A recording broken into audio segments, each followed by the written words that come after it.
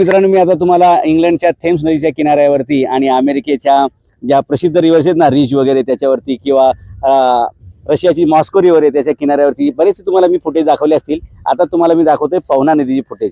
मित्रांनो, ही नदी असं मी म्हणत नाही, हे गटार आहे. तुम्ही प्रत्यक्ष बघू शकता, त्याचा वास येतो. याची परिस्थिती बघितली तर आपल्याकडे नद्यांचं रूपांतर नाल्यामध्ये करणं, नद्यांचं रूपांतर गटारामध्ये करणं, ह्याच्यात पालिकेचे अधिकारी एकदम भ्रष्ट अधिकारी एकदम माहीर आहेत.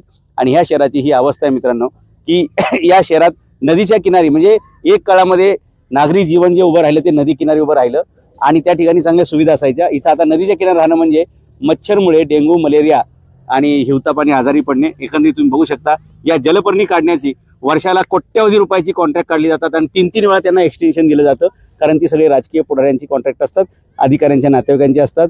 स्वतः अधिकारी काही ठिकाणी पार्टनर आहेत. त्यामुळे सगळ्या नदीची 24 किलोमीटरची नदी आहे बरं का, पिंपरी चिंचवड शहराला ही पवना नदी जी आहे ना 24 किलोमीटरची आहे.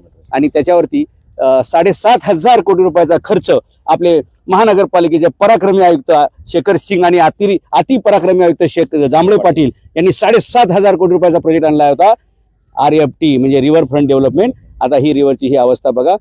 पाणी स्वच्छ करण्यावर खर्च करायचा का त्याच्या आजूबाजूला ते जॉगिंग ट्रॅक काय काय काय काय हे करायचं, हे सगळी परिस्थिती मित्रांनो. शहरात 24 तास प्यायचं पाणी मिळत नाही, पण 24 तास मच्छर मात्र चावतील अशी व्यवस्था त्यांनी केलेली. नदीची अत्यंत भयान परिस्थिती. तुम्ही खाली जर कॅमेरा दाखवला ना तर तुम्हाला सगळा कचरा गाळ गाळ गाळ सगळं दिसेल. ही परिस्थिती आहे. लोक घरात पूजा करतायत आणि नद्या खराब करतायत. परदेशामध्ये कोणत्याही नदीला कोणताही माणूस देवी मानत नाही, आई मानत नाही, परंतु कोणी त्या माणूस नदीमध्ये एकही थेंब कचरा करत नाही, एकही कचऱ्याचा काही टाकत नाही. इथे मात्र नदीला देवी म्हणायचं, पण तिची अशी आबरू लुटायची ही परिस्थिती आहे. तुम्ही आम्ही आता 16 प्रभागाचे म्हणजे रावेत, किवळे, मामोडी, वाल्हेकरवाडी हा जो प्रभाग आहे त्याचे दोन्ही उमेदवार आमच्या सोबत फील्डवरती आहेत. सचिन शिंदे अ गटातून इंजिनियर आहेत आणि ड गटातून आमचे प्राध्यापक आहेत राजेश वटकर, हे दोघंही आमच्या सोबत आहेत. एकंदरीत तुम्ही लंडनमध्ये राहिलेले आहेत 10 वर्ष, तिथून भारतामध्ये आल्यानंतर इंजिनियर म्हणून काम केले. आता आम्ही तुम्हाला ह्या शहराचे प्रश्न सोडवण्यासाठी उमेदवारी दिली. तुम्हाला काय वाटतं, लंडनचं चित्र बघितलं आणि हे बघितलं तर?